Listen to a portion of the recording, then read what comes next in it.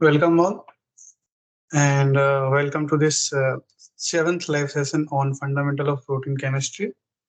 So today we'll be discussing the topic on enzyme kinetics and enzyme inhibition. This is a very relevant topic in context of research. So please pay attention to the lectures that have been uploaded in the NPTEL portal, and also I will be discussing the sample problems on this module.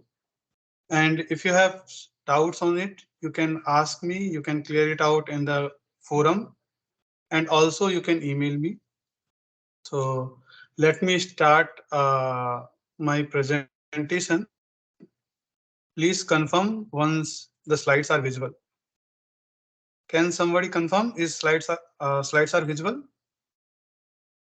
Yes, sir. Okay, thank you. So welcome again. We are now in week 7, which talks about the enzyme kinetics and enzyme inhibition under the course fundamentals of protein chemistry. So I am Karan Kumar, PMRF scholar at IIT Guwahati, and so let's start this the sample problem on the week 7.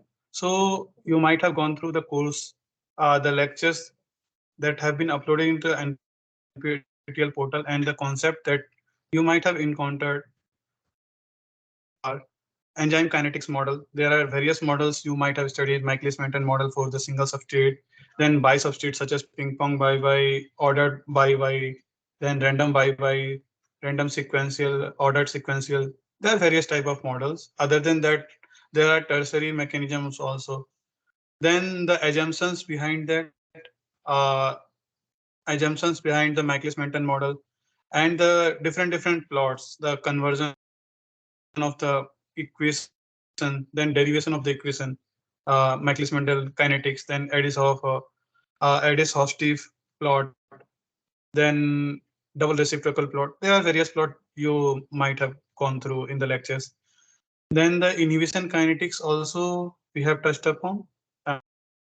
In that inhibition kinetics, you might have studied competitive inhibition, non-competitive inhibition, uncompetitive inhibition, then linearly mixed inhibition type, then reversible and irreversible inhibition, allostatic inhibition, or feedback inhibition. Then the various terminologies such as turnover number, then the specificity coefficient, and then significance of the different parameter kinetic parameters such as Michaelis-Menten constant, and then Vmax. Then the keywords such as the steady state assumptions, Michaelis-Menten constant, then ternary complex, Vmax Km. So these so on and so forth. Now starting my presentation, this content, the PPT of this content will be like the similar to the previous lectures also. First, we will discuss the practice question, which will help you to answer in the your current assignment. And then we will also talk upon some touch upon some discussion on important topics. And if there are some doubts from your end, I will be able to I will be trying to solve those doubts, or I will be able to guide you some different resources to study. Then we will also talk about the scope of this module with research perspective. Let's come to this assignment. So the first question of this practice is of this practice lecture is, which of the following statement is false about Michaelis-Menten kinetics?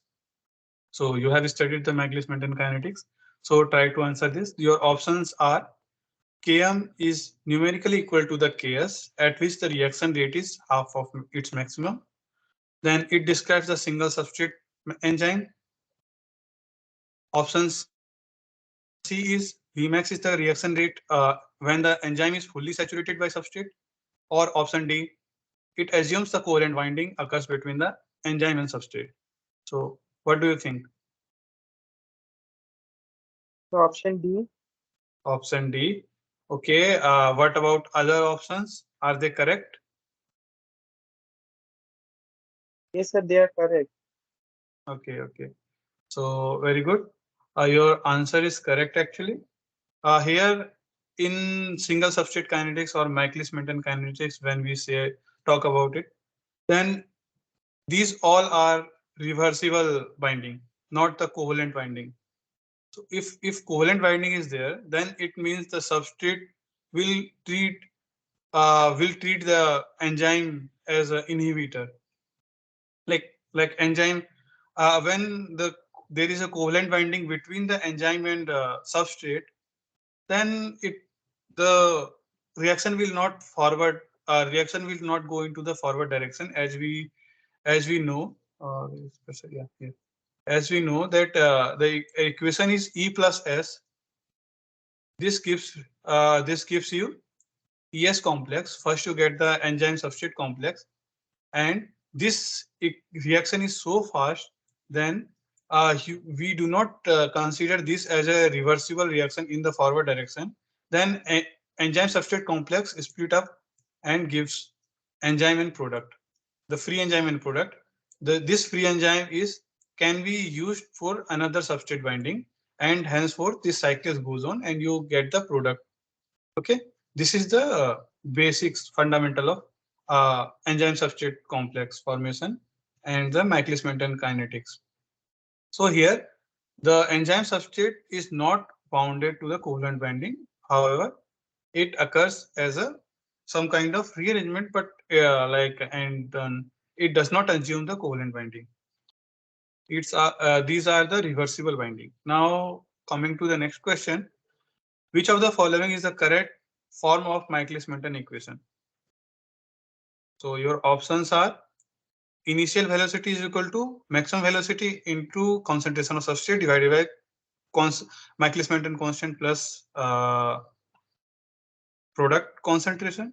Then option B is similar to this, but in the denominator you have Km plus S.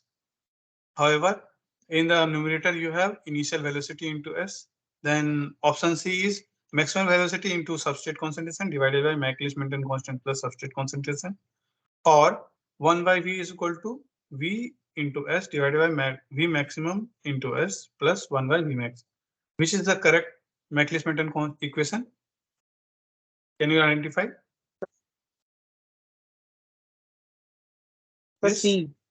Option C. C, Very C. good. Option C. Very good. And for first question, the option D was correct. Now, you must have remembered the when you plot the equation, when you plot this equation, then what do you see in x-axis? What was the x-axis? Can somebody tell me? If you plot this equation, what will be your x-axis? Substrate concentration. Substrate concentration. Very good. And on the y-axis, Velocity. velocity. Which velocity? You term this as the initial velocity of the enzyme. Okay. V naught. Now tell me, now tell me which kind of which form of the curve it will take. What do you call this curve? What kind of curve it is? Hyperbolic or S form, something like that. Which form is it? This is called the saturation curve. Okay. So here, what do you see that in why does it happen? Because when the substrate concentration is increasing, this Michaelis-Menten equation assumes that the initially reaction is first order kinetics. However, then it takes into the zeroth second order, I guess. Yeah, second order, zeroth order. So this is the fast step. Okay, and then when the binding sites or the active site or the enzyme binding site of the enzyme saturates, when the enzyme saturates with the substrate, then the reaction this curve also saturates, and there you find the maximal velocity. So Vmax is nothing but when the enzyme is fully saturated with the substrate, then you find it as a Vmax. After that, the enzyme will saturate and reaction, you will not see any product formation after this. It will be there, but both will be in the reversible direction. And then the split up like enzyme substrate complex in the reverse direction, forward direction, they will be in the like same concentration, and you will assume this as the steady state. Okay, steady state assumption is that the differential of enzyme substrate concentration, enzyme substrate complex concentration is with respect to time is zero, which means which means there is no change in the, there will be a formation of enzyme substrate complex, there will be a split of enzyme product complex, but there will be no change in the concentration of enzyme substrate complex. This is what the main assumption of enzymes Michaelis-Menten equation. Okay, and next thing you will find the Km in this equation. Okay, so this point we will take in the forward question. Okay, you will see that question in the upcoming questionnaire. So before coming to that, your third question is, which of the following is statement is true? Okay, which of the following statement is true? And it is regarding the inhibition kinetics. Okay, your options are competitive inhibition is reversible and can be overcome by increasing the concentration of substrate, or option B is competitive inhibition is irreversible and cannot be overcome by increasing the concentration of substrate. Then option C is non-competitive inhibition is normally irreversible but can be overcome by increasing the concentration of substrate, or option D, competitive inhibition is reversible and cannot be overcome by increasing the concentration of substrate. Which statement do you think is correct out of these four? The option A. Option A. So this competitive inhibition, non-competitive and uncompetitive, what kind of what is the nature of this equation inhibition? Is it irreversible or reversible? The competitive is generally reversible. Okay. We can gain the enzyme activity by increasing the substrate concentration. But in this too, there are allosteric sites where modifications are getting in the enzyme's active site. So it's Okay. difficult to change the rate of the equation by increasing the substrate concentration because the active site is altered to the allosteric site. Very good. Very good. So competitive inhibition is reversible reaction, and this can be altered by if you increase the substrate concentration. How the competitive inhibition is happen? Like enzyme, both of the substrate and inhibitor, they both compete with the same active site. Like in the enzyme, they will compete with the same active site. So if you increase the concentration of substrate, it will compete against the inhibitor. So thereby this enzyme inhibition inhibitor complex will be taken into the reverse direction, and then that will be binded by the substrate. So option A is correct. Very good. Your next question is, you are working in a company. Okay. Let me remove this. Okay. Yeah. Now, your next question is, in the if you are working in a company and you are evaluating the potential medication. Okay, potential medication for certain kind of enzyme. Okay, you want to inhibit that enzyme, and then you are studying the data that have been generated using the enzyme inhibition analysis, and then you have a set of data of inhibition constant Ki. Okay, you have the set of data for various different compound, and then you need to find out which of these is the most promising lead compound. And the inhibition data is given here as four options. Option A is Ki is 4.7 into 10 raised to 5 molar. Then Second option, 1.5 into 10 raised to 8 molar. Third option, 1.5 into 10 raised to minus 8 molar. And fourth option, 4.7 into 10 raised to minus 5 molar. What do you think about this question? Which of which of these out of four will be the more potent inhibitor based on the inhibition constant? Yes.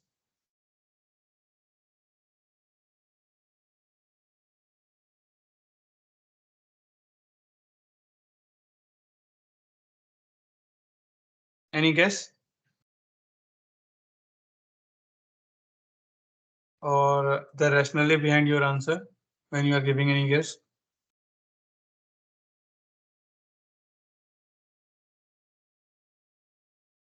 Okay, let me discuss this problem. So here, what is the situation like?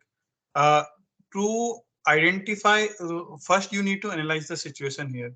Here you need to find out which of the, like you need to find out the solution of a disease, right? Because this you want to find the medication. Medication means most of the time the enzyme deformation or something. If you want to inhibit certain enzyme, then these inhibitors you need to find out. Okay, in that case, to find out the most promising lead or most promising inhibitor for your disease, then you need to think about that the enzyme and inhibitor should bind more accurate, like more than the its prominent the enzyme's prominent substrate. Okay, let us assume that you have an enzyme E and you have substrate A. A is the substrate, and you have two inhibitor I1 and I2. Then this enzyme, if this enzyme is binding to this A, then this will progress, like this will progress the disease. To break down the disease, you need to bind these two inhibitors so that this substrate, the original substrate of this particular enzyme will not bind to it. So in that case, if you want to find out of these two inhibitor, which will be the best one, what you will think, like you will think that you should give the as less amount of the your inhibitor and then it should inhibit the enzyme, right? It should be in the within the low concentration of the enzyme inhibitor. It should inhibit the enzyme, then it will be the most promising lead, right? Are you understanding? Hello? Are Yes, you sir. understanding my point? Yeah. So to find out the most promising lead, you will you will have to you will have to search inhibitor so that it can inhibit the enzyme even if it is in available in the low concentration. Okay. So out of these four, which Ki is the lower? Option C, right? Here you have 1.5 into 10 raised to minus 8 molar. That means within this low concentration itself, this particular inhibitor is able to inhibit this particular enzyme E. So option C is the correct answer. The most promising lead or compound will be option C, because within the low concentration it can inhibit and it can give you the best good result of inhibiting particular enzyme and stopping the progression of disease. Okay.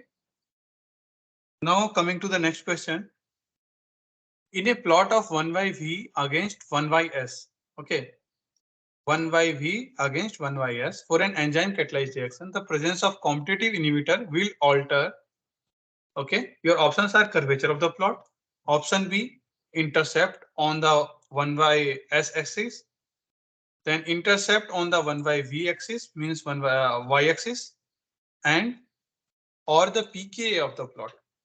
What do you think?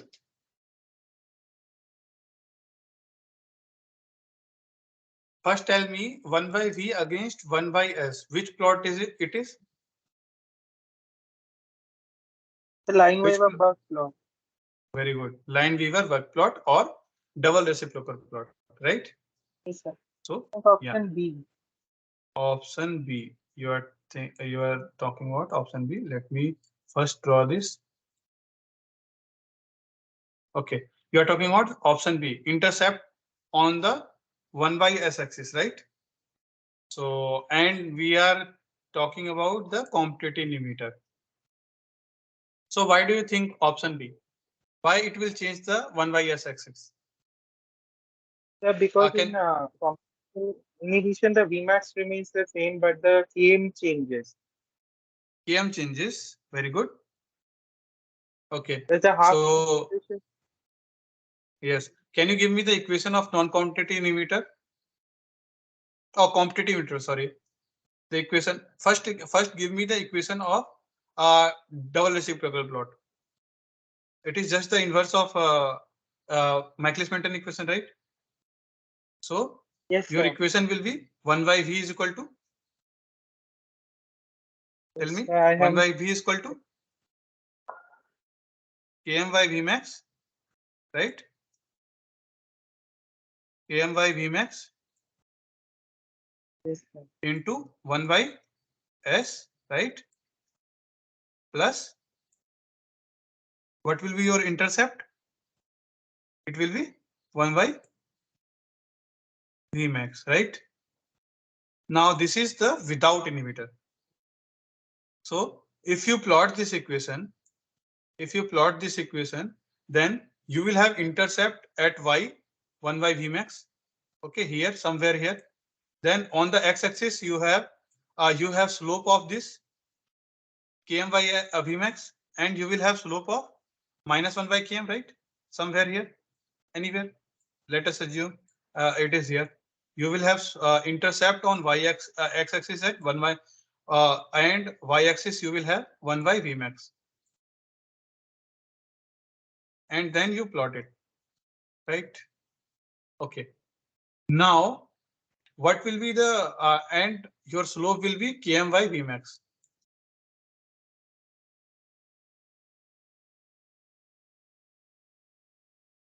So here, if this is y, then y is equal to mx plus c. C is the intercept 1 by Vmax. Then x-axis you have 1 by s. Then this will be your m, and y is 1 by v. Okay. Then slope will be Km by Vmax. Now, if it is inhibiting, like if the equation, if it is given that this is getting inhibited by in competitive fashion, so in that case what will happen, it will affect the this value, right?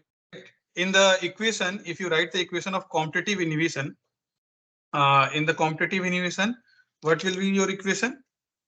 Your equation will be, it will be changing the Km. Let me write the Michaelis-Menten constant, Michaelis-Menten equation. In the Michaelis-Menten equation, when you see, it will be Vmax into S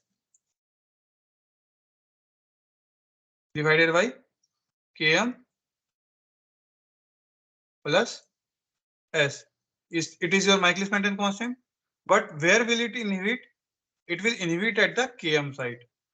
So if you go through the derivation of the competitive inhibition, then you will find the equation will change where the Km is there.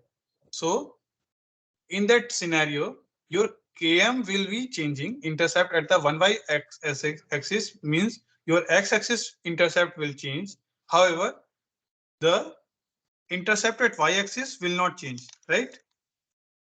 And you will find the plot will go like this. It will have the same y-axis intercept, but it the intercept at x-axis will change, and it will be minus 1 by Km into 1 plus inhibitor constant I divided by what will be in the denominator here? It will be Ki, right? Okay. So your correct answer is B. So now Your next question is the degree of inhibition alpha in the same competitive inhibition. That is why I have given you the equation. The degree of inhibition alpha by the competitive inhibitor is obtained from which of the plot? Like, is it measurement of Emax or measurement of Km, measurement of y-intercept in the Lineweaver work plot, or crystallographic studies?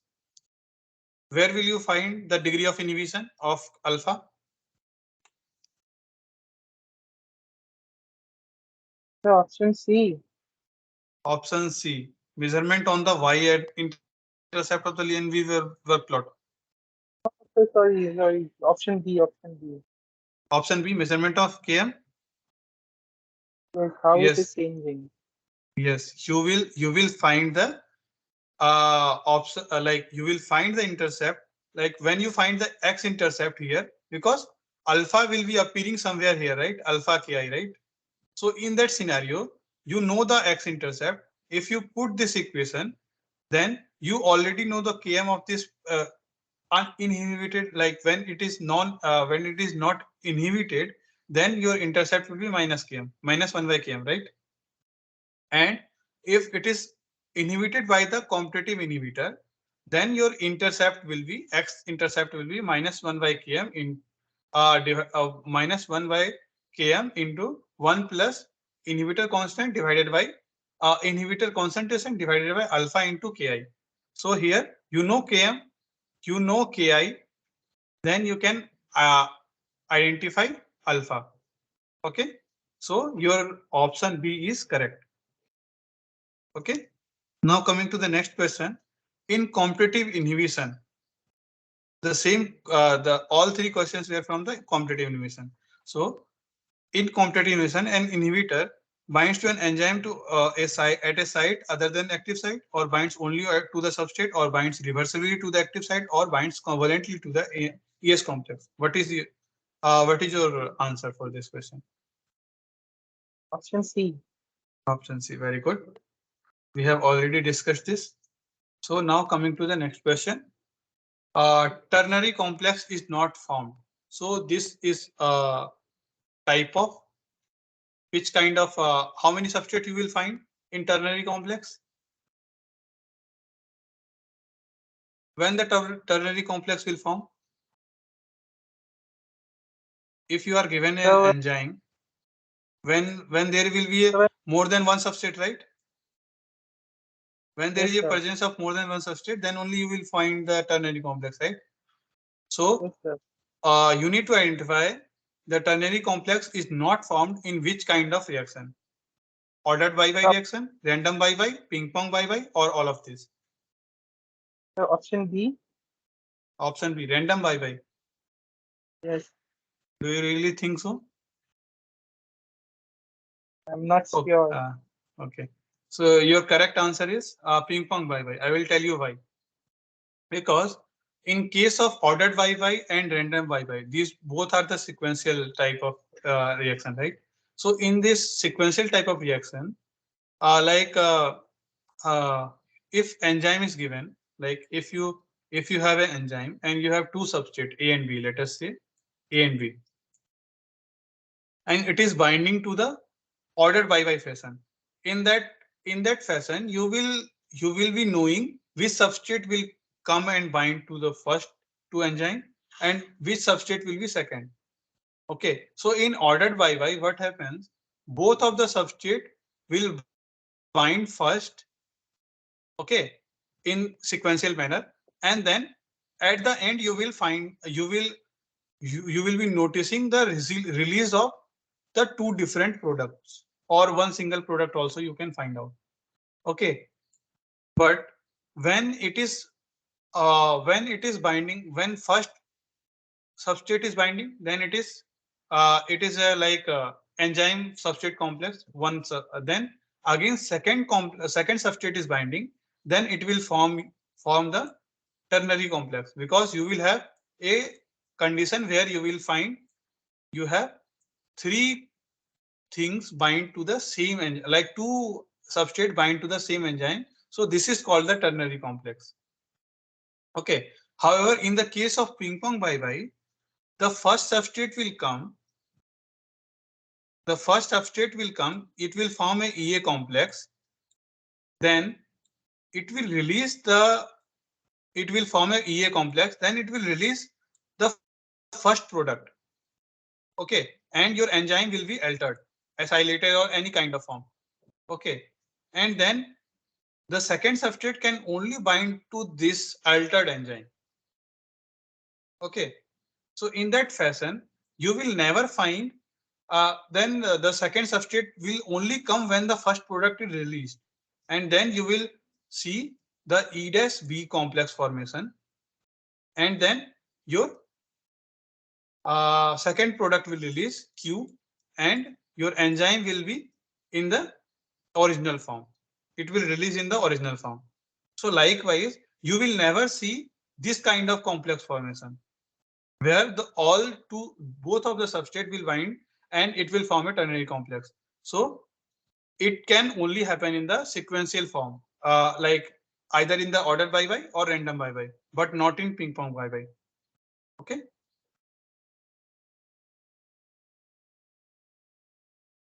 Now the next question. In the active site of carbonic anhydrase, this is kind of a factual question that you need to remember. First, tell me what is the purpose of carbonic anhydrase? What is the role of carbonic anhydrase in our body? It converts that reaction CO2 plus H2O to carbonic acid. Very good. As a buffering agent of the carbonate Very buffer. good.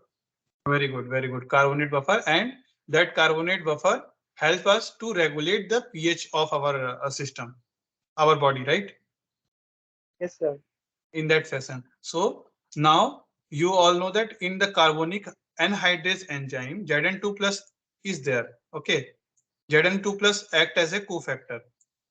But you need to identify this Zn2 plus is coordinated to which of the following amino acid, which is in the active site. Okay. Is it histidine 94, histidine 96, histidine 119, or cysteine 94, cysteine 96, cysteine 119, or histidine 94, cysteine 96, or histidine 119, or cysteine 94, histidine 96, or cysteine 119? What is the correct option if you have correctly remembered it?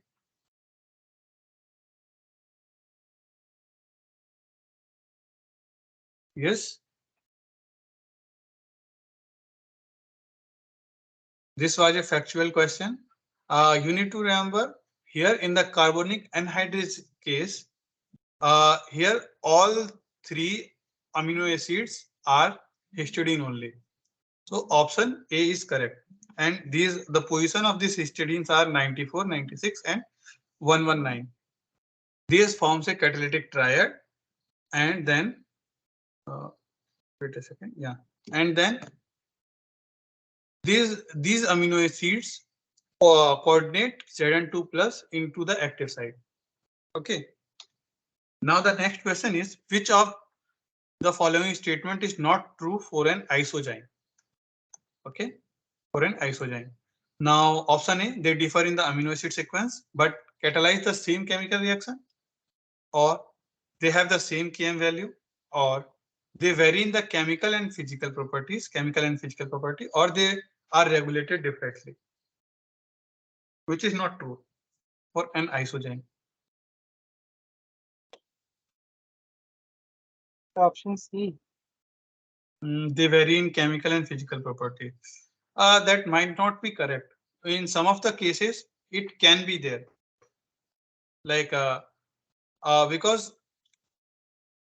if there is isozyme, let us say hexokinase and glucokinase. Hexokinase is found in the brain and glucokinase is found in the liver, right? So in that case, their chemical and physical property may vary, but overall reaction, overall the condition, overall product that it forms, that can be the same, right? So in that scenario, this can be the true statement.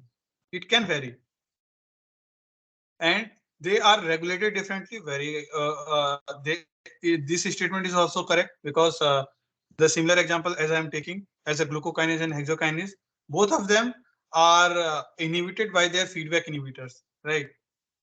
The final product will inhibit itself, this enzyme. Okay, so they are regulated differently in the different scenario based on the environment present. The only thing that the incorrect is here, they can have the different km values. The same km value, even for the same substrate, they can have the different km value depending on the condition where it is present. Okay, so option B is the incorrect statement here. Understood? Okay. Or there is any doubt regarding this explanation? Yes, sir. Okay, very good. Coming to the next question. Now you have given a plot and you need to identify which kind of inhibitor is present in these two curve A and curve B. So whether the curve A represent the uncompetitive inhibitor and curve B represent the non-competitive inhibitor. Curve A represent the irreversible inhibitor and curve B represent the competitive inhibitor. Option C is curve A represent the mixed inhibitor and curve B represent the uncompetitive inhibitor. Curve A represent the competitive inhibitor and curve B represent the non-competitive inhibitor. Which is the correct statement here? D. Option D. Yes. Can you please explain this point? Why do you think so? And what will be the fate of Km in this scenario in all three cases? So A is competitive inhibitor because even if we increase the substrate concentration, we can reach Bmax at some point. But in the case of B, which is non-competitive inhibitor, we can't even if we increase the substrate concentration. Very good. And Km Very is good. Yes. it is the highest for Yes. it is Highest the highest for curve. Sorry, I don't know about Km. I'm not sure. So if we think about the Km as constant for, like, if we think about the with reference to this, with reference to non-inhibited compound or non-inhibited enzyme, which is not inhibited yet, orange curve. So in that case, the Km is lower. Okay. However, respectively, if we increase the, like, if we see the Km for curve A, this Km will be in higher, right? Km will be higher for the curve A. What does this physically represent in the physiological condition? What will be the significance of this increased Km? What does it represent?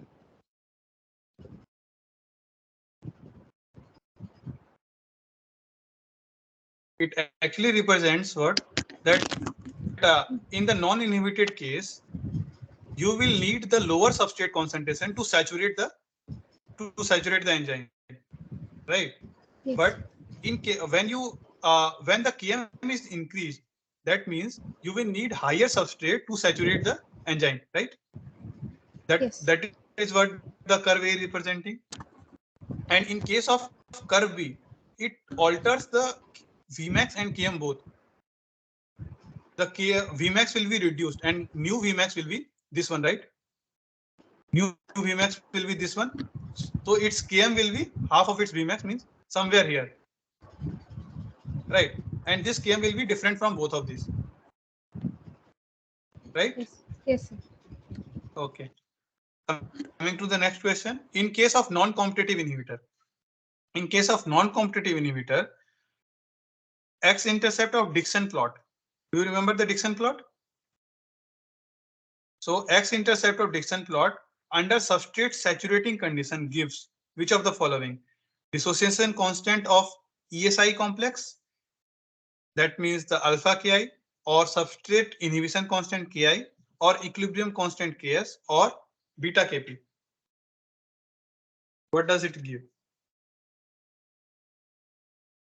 To answer this question, you first need to tell me what is the equation of Dixon plot and how the Dixon plot is, like, made. what all data you need for plotting the Dixon plot. Yes.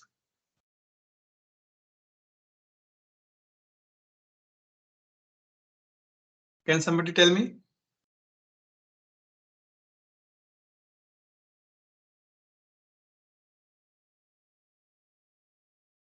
Okay. Dixon plot is normally called as a secondary plot. These secondary plots are plotted against the when the enzyme is totally saturated. That is why that is why only we have given here the under the substrate saturating condition. So under the substrate saturating condition, when you know the saturating substrate concentration and then you know the inhibitor concentration, you are varying the inhibitor concentration, then you will plot the equation like the Dixon plot is nothing but the V is equal to so this plot is plotting you plot this against the concentration of inhibitor I, and on the y-axis you will have the Vmax. Okay, Vmax or what you say initial velocity. Okay, so equation for Dixon plot is V is equal to okay sorry this is not V. Equation for Dixon plot is V is equal to Vmax S divided by concentration of S. In case of non-competitive here, Km into 1 plus I by alpha Ki. So here, when you plot the concentration against the I concentration against the substrate concentration, and on the x-axis you have V, then you find the Dixon plot. And this plot is nothing but the this line. Okay, here your slope will be minus Km.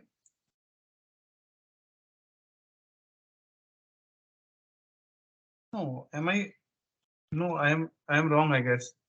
This is not the Dixon plot. Sorry. I am talking about the Edison-Hofstee plot. Okay. Let me discard it and then again tell you about the Dixon plot. So Dixon plot for inhibition constant will be the equation will be a reverse of this is plotting against 1 by V versus concentration of inhibitor at the saturated substrate saturating condition for a given enzyme. So when you plot here, so the equation will be 1 by V, okay, 1 by V is equal to 1 by V max into 1 by V max plus this is your y intercept, and in the x intercept you will find the changes in Km, right? So 1 by S into V max, oh sorry, Km by V max into 1 plus concentration of inhibitor by alpha Ki. So here, when you plot against 1 by V versus 1 by V versus I, means 1 by V versus I. This is your I, concentration of I, and you have 1 by V on the y-axis. So your x-intercept will be y-intercept will be 1 by V max. Okay, and when you plot two different saturating substrate concentration, then the intercept point of these two curves these both two are the uncompetitive. Both of these two are the non-competitive inhibitors. So when these two are plotted, then the intercept point of this curve will give you the Ki value. Okay, the intercept of these two curves will give you the Ki value, and the higher substrate concentration will be in the, like you will find this as the like higher substrate concentration, saturated substrate concentration, and this will be the lower saturating substrate concentration. Okay, and the intersection point will give you the Ki. So here this will give you the dissociation constant of ESI complex or alpha Ki. If you plot the Dixon plot, so Dixon plot is nothing but the inverse of 1 by V in the y-axis and concentration of I in the x-axis. Okay. So correct answer is option A. Now coming to the next question. Identify this mode of inhibition. Which of this? Is it uncompetitive, competitive, non-competitive, or mixed? Can you identify? Competitive. Competitive, because both of the substrate and inhibitor are competing against the same active site, right? Now, which one of the following is specificity coefficient or specificity constant? Vmax by ET means enzyme total, or Kcat, or Km, or Vmax. What is the formula for specificity constant? Calculation for specificity constant.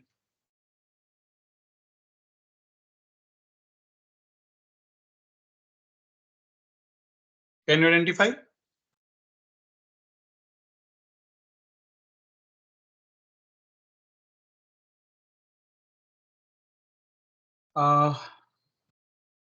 Can you just like omit the wrong answers, like wrong options, then you will come up with the right answer. What is Vmax? So option A. Option A. Okay, this is correct. So because like here Vmax is maximum velocity, so this cannot be the correct answer. Km is Michaelis-Menten constant. This does not denote the specificity constant. So this is also a correct incorrect option. So these two are the options. So the correct answer here for the specificity constant is Vmax by enzyme total. If you get the ratio of this you tell as a specificity constant. Now, tell me the correct unit of turnover number. Is it second or per second or minute or per minute? Correct unit of turnover number per second. Very good. These are some factual questions. So identify the which one is not the deviation from Michaelis-Menten kinetics. Option A, K2 is equal to Kcat. Option B, ES not at the steady state. Option C, multiple substrate. Option D, irreversible substrate binding. Which is not the deviation from MM kinetics.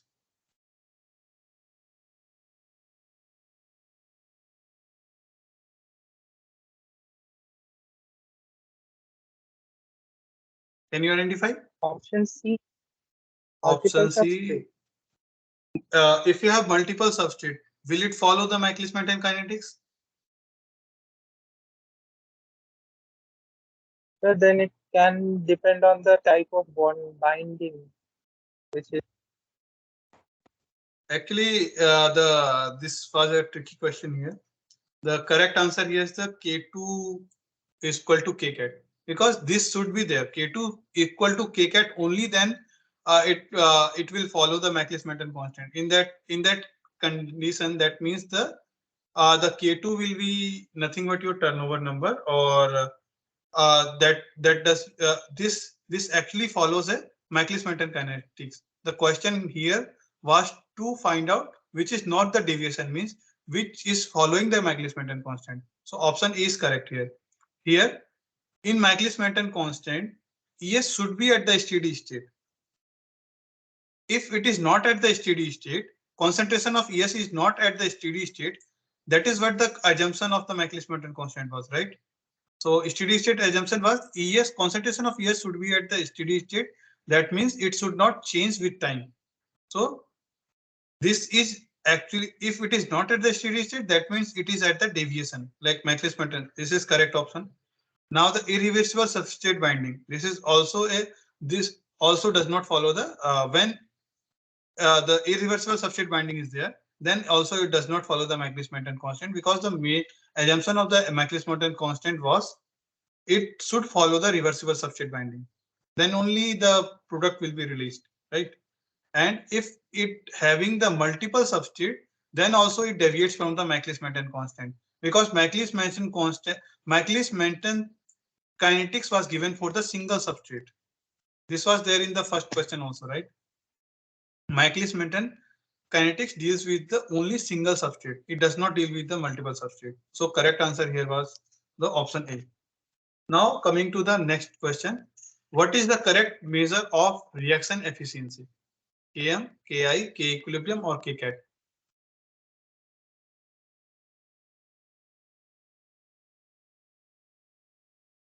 What is the correct measure?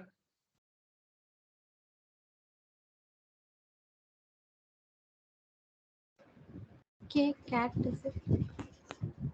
Very good. Kcat, Kcat denotes the turnover number, right?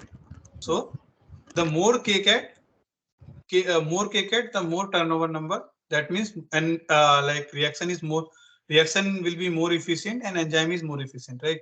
So the Kcat is the correct measure for reaction efficiency. However, Km, Ki, and K equilibrium are the different constants for their different properties of the enzyme, right? Now the conversion of glucose to glucose 6-phosphate with the help of hexokinase is an example of which kind of reaction? Is it following the Michaelis-Menten kinetics or single substrate reaction or bisubstrate reaction or none of these?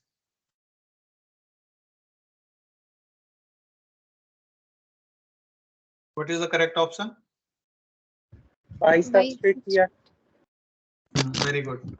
Bisubstrate reaction is the correct answer for this, because glucose, if you are converting glucose from glucose to glucose 6-phosphate, that means there need to be addition of phosphate group, and glucose does not contain the phosphate group in itself.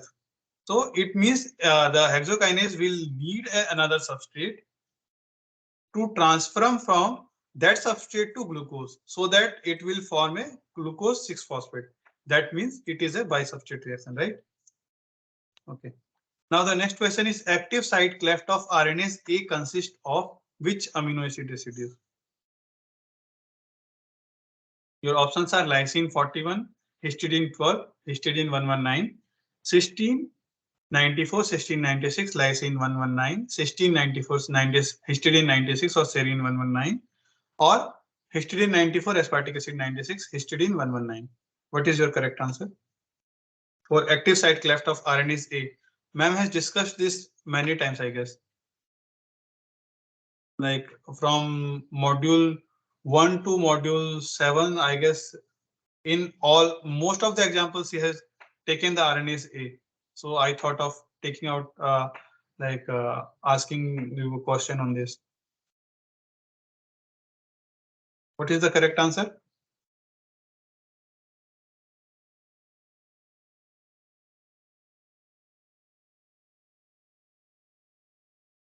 Okay, correct answer is option A, which is lysine 41, then histidine 12 and histidine 119. Now coming to the next and final question of this module. Benzene sulfamide derivatives inhibit the carbonic anhydrase in which fashion? Is it uncompetitive inhibition or competitive inhibition or non-competitive inhibition or mixed inhibition?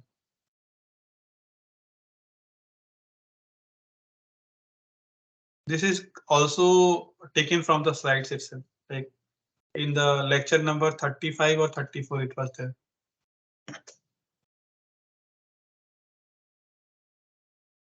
What is the mode of inhibition of benzene sulfonamide with carbonic anhydrase?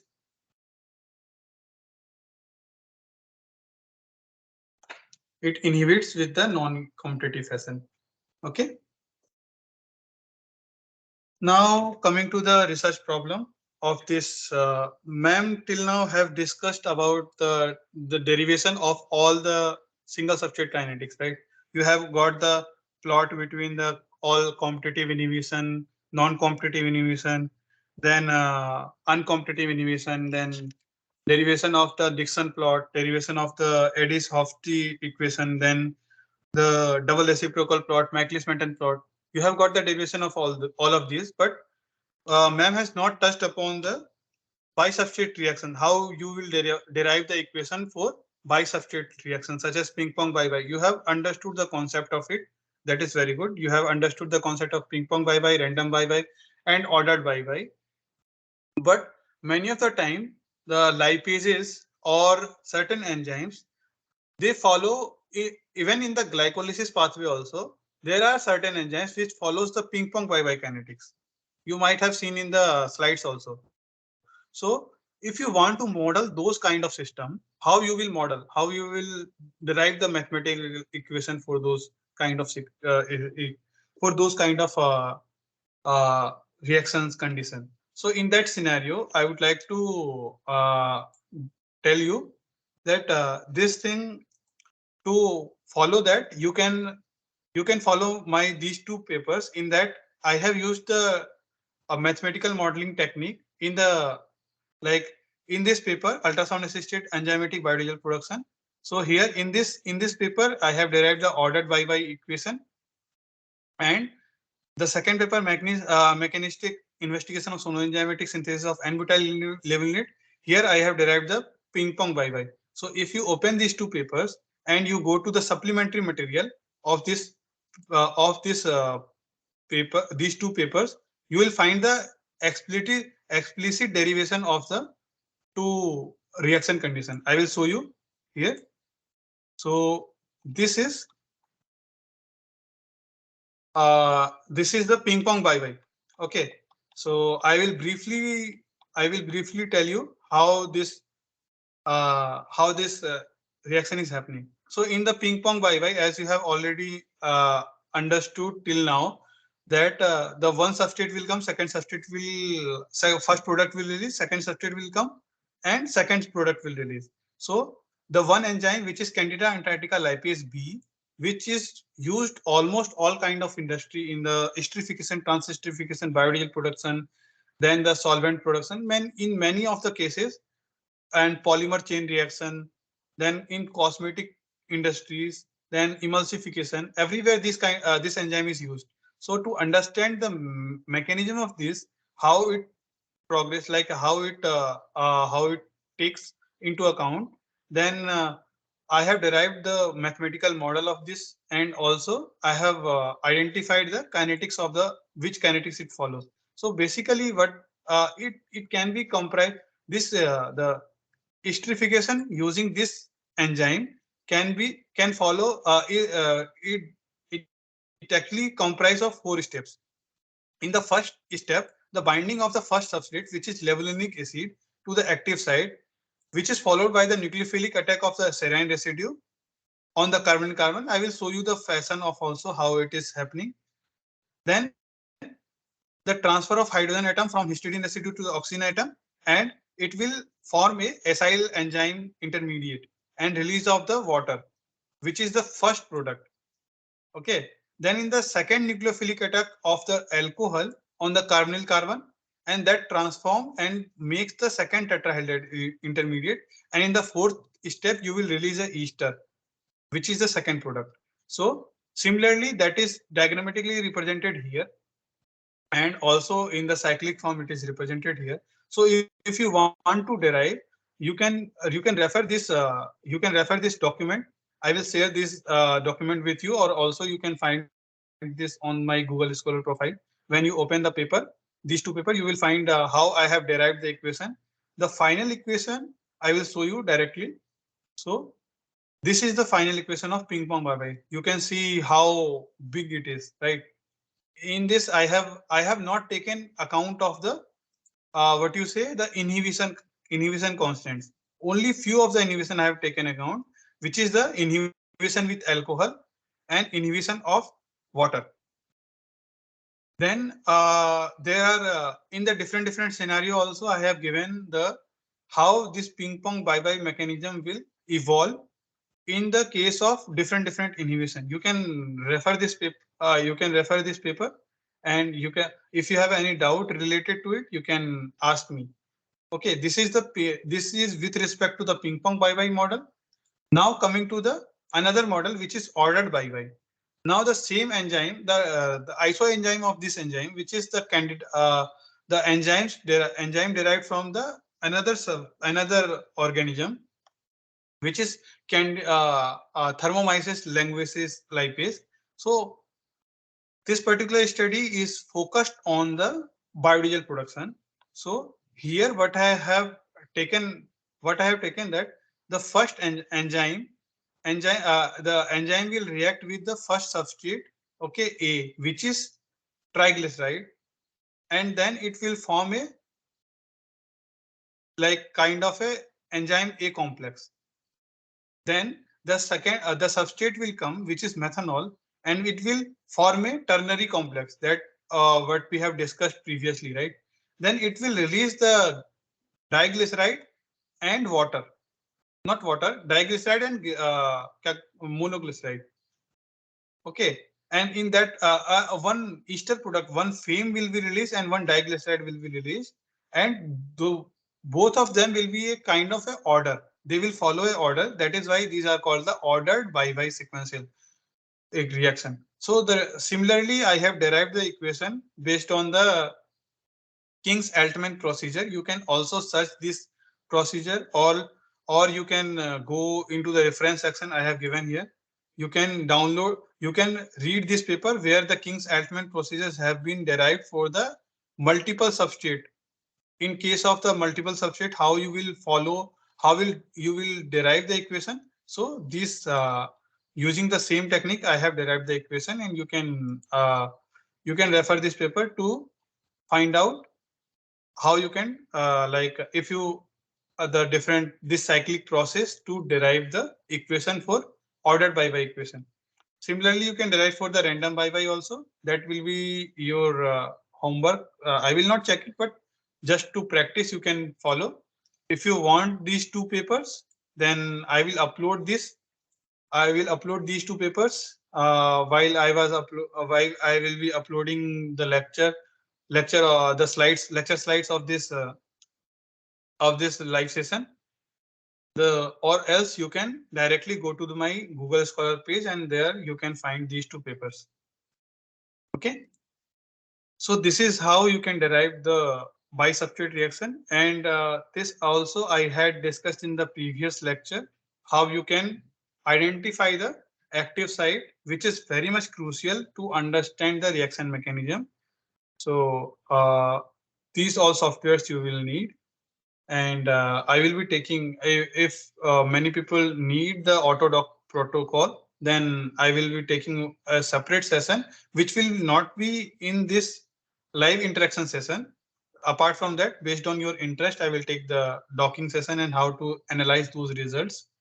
So you can put your comments in the YouTube channel, when I will upload and share the link with all of you.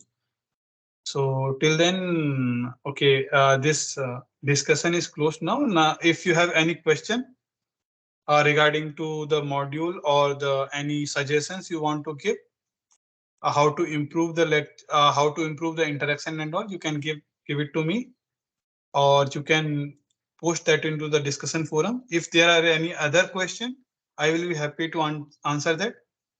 Please unmute yourself and ask the question. Are there any question?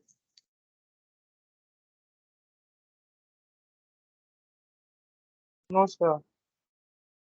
Okay, Andrea and Amutha. No, sir. No, sir. Okay. So one more important announcement I would like to give you.